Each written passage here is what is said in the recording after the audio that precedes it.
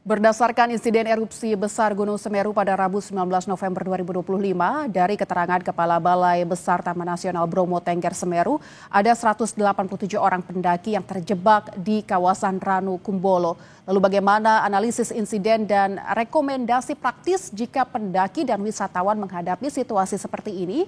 Kami akan membahasnya bersama Ketua Komisi Operasional Dewan Normatif Wanadri Alisar yang telah bergabung melalui sambungan virtual. Selamat siang Pak Alisar. Selamat siang Mbak Lintang. Baik, Pak, kita melihat kasus ini. Bagaimana penilaian awal Wanadri terhadap penyebab utama hingga 187 orang terjebak di Ranu Kumbolo? Apakah Bapak melihat ini murni akibat peningkatan mendadak status gunung dari siaga ke awas atau ada faktor lain seperti keterlambatan koordinasi antar pihak misalnya? Baik, terima kasih Mbak Lintang. Pertama-tama kami Wanadri mengucapkan ikut prihatin ya atas proses alam erupsi Gunung Semeru. Mudah-mudahan kondisinya semakin membaik. Terkait pertanyaan Mbak Lintang, sama sekali tidak ya. Sama sekali ini adalah proses atau gejala alam yang tidak bisa kita prediksi. Ya, walaupun memang ada analisa-analisa, tapi namanya gejala alam tidak bisa kita prediksi sama sekali. Jadi ini di luar kesiapan kita, memang ini adalah fenomena alam dan gejala alam yang tidak bisa kita hindari dan kita prediksi. Yang dalam istilah kegiatan alam terbuka ini adalah istilahnya objective danger atau bahaya yang berasal dari alam terbuka. Demikian Mbak Lintang. Baik, Pak, apa perspektif Wanadri? Apakah erupsi ini menunjukkan perlunya revisi norma pendakian Semeru seperti batas waktu maksimal di Ranu Kumbolo atau protokol evakuasi darurat? Melihat kemarin juga masih ada pendaki dan pemandu yang terjebak di sana. Baik. Jadi terkait SOP protokol, saya pikir kan sudah ada instansi yang berwenang di sana, ada Taman Nasional, kemudian ada instansi daerah segala. Saya pikir dan kami amati sudah cukup ya Mbak Litang. Tapi sekali lagi saya katakan bahwa ini adalah gejala alam yang tidak bisa kita prediksi sama sekali. Dan ini adalah gejala alam sekali lagi. Jadi saya pikir kalau SOP, kemudian tata cara, peringatan, saya pikir sudah cukup. Saya pun beberapa kali mendaki sana, saya pikir sudah cukup ya. Dan ini istilahnya kemarin pendakian itu kan sebelumnya memang tidak ada tanda-tanda akan ada erupsi besar. Jadi kemungkinan Taman Nasional masih membuka pendakian. Jadi di luar kemampuan atau prediksi daripada institusi yang berwenang. Ini adalah proses atau gejala alam yang tiba-tiba datang begitu besar. Cuman alhamdulillahnya bahwa posisi para pendaki itu jauh dari aliran lahar yang meluncur, yang ke arah tenggara setahu saya, karena posisi Ranu Kumbolo ada di arah utara. Demikian Mbak Lintang. Baik, berarti murni terkait kondisi alam yang tidak bisa diprediksi. Tapi Pak Alisar, bagaimana Wanadri mengevaluasi respons TNBTS yang meminta para pendaki bertahan di Ranu Kumbolo semalam? Apakah posisi utara Ranu Kumbolo ini memang benar-benar aman begitu? Tadi Bapak memang sudah sebutkan ini dalam posisi yang aman, tapi meminta mereka untuk bertahan semalam di sana, apakah ini tidak apa-apa begitu?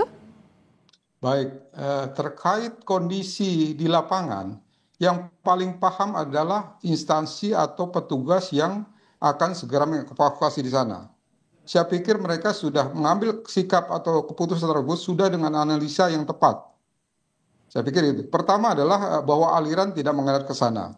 Kedua, kalau evakuasinya dilakukan pada malam hari itu beresiko. Kemudian mungkin ada jalur-jalur yang mungkin ada longsor. Dari safety, dari sisi dari para penyelamatnya dan pendakinya akan beresiko.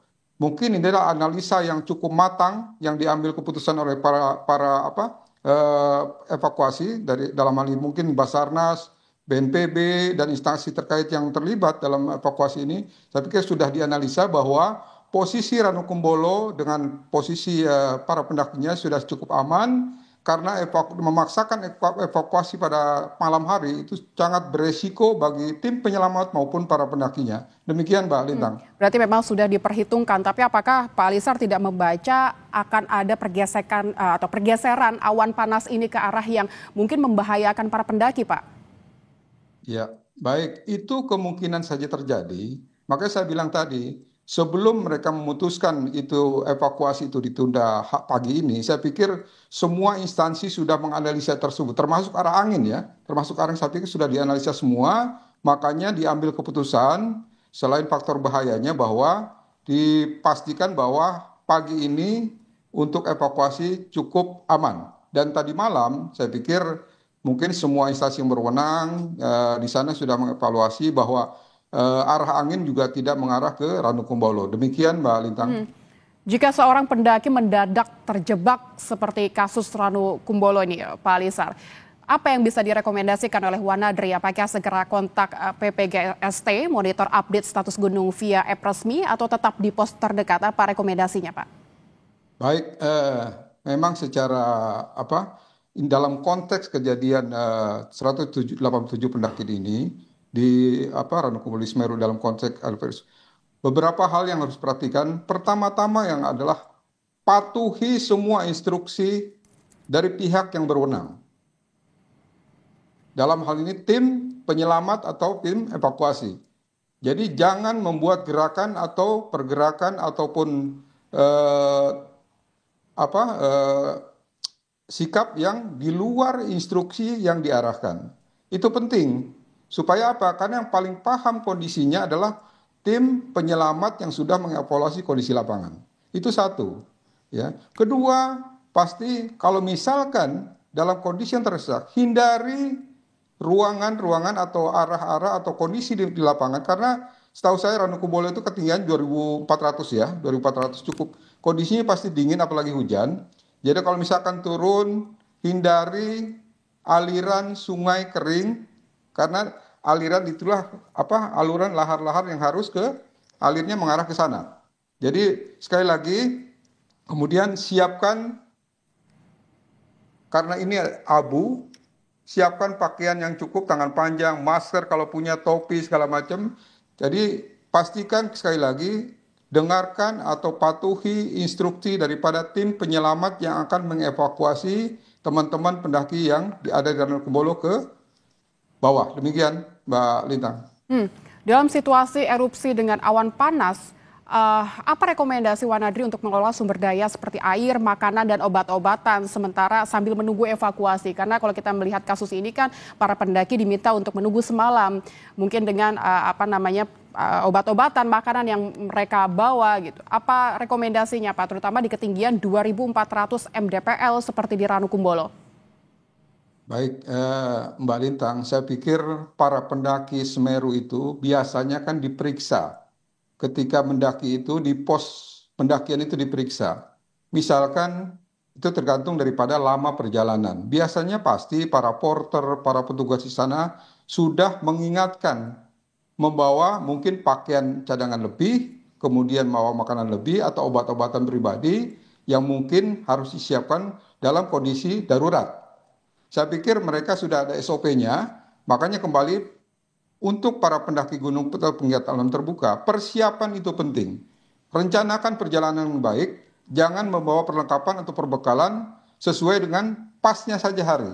Kalau bisa dilebihkan, mengingat karena kondisi di alam terbuka, kita tidak tahu hal-hal yang tidak kita prediksi. Untuk menjaga-jaga supaya dalam kondisi darurat, kita masih bisa bertahan dalam beberapa waktu sebelum kita atau tim evakuasi melakukan penyelamatan. Demikian Mbak Lintang. Baik, patuhi semua instruksi dan persiapkan perlengkapan pendakian yang cukup begitu ya. Tapi menurut Wanadri nih Pak, apakah atau kapan pendaki boleh memutuskan evakuasi mandiri versus menunggu instruksi resmi dari TNBTS atau Basarnas? Apa risiko utama seperti longsor malam hari yang harus dihindari mungkin Pak? Ya, jadi kalau misalkan evakuasi mandiri, Mbak Lintang, saya pikir pastikan betul bahwa informasi-informasi terkait lintasan yang akan dilakukan evakuasi cukup aman. Itu satu. Kedua, timing. Timing evakuasi mandiri itu harus betul-betul tepat. Kedua, lintasan. Lintasan yang betul-betul harus mereka pahami. Jangan sampai melakukan evakuasi ke jalur yang mereka tidak pahami. Ketiga adalah kesiapan diri. Makanya sebetulnya ini harus dimitigasi daripada perencanaan pendakian sebelumnya. Contoh misalkan pengetahuan, karena dalam kegiatan alam terbuka harus ada beberapa pengetahuan atau kesiapan yang harus dimiliki oleh seorang pendaki gunung terutama. Pertama adalah kesiapan fisik, kedua adalah kemampuan, ketiga adalah kondisi medan. Jadi saya pikir persiapan itu penting. Nah, terkait dengan evakuasi kembali tadi pertanyaan Mbak Lintang tadi, jadi pastikan betul kalau misalkan ada alat komunikasi, pastikan betul berkomunikasi dengan pihak-pihak atau instansi berwenang yang mumpuni, yang berkualitas, yang memang paham betul sistem evakuasi yang akan dilakukan sesuai dengan arahan mereka. Kira-kira demikian, Mbak Lintang. Baik Pak Alisar, memang memahami lintasan ini menjadi penting karena kita bermain di alam terbuka, pengetahuan yang cukup dan fisik serta kemampuan untuk memahami medan begitu itu perlu menjadi fokus utama untuk memulai pendakian. Terima kasih Pak Alisar, Ketua Komisi Operasional Dewan Normatif Wanadri telah berbincang dengan kami di Kompas Siang.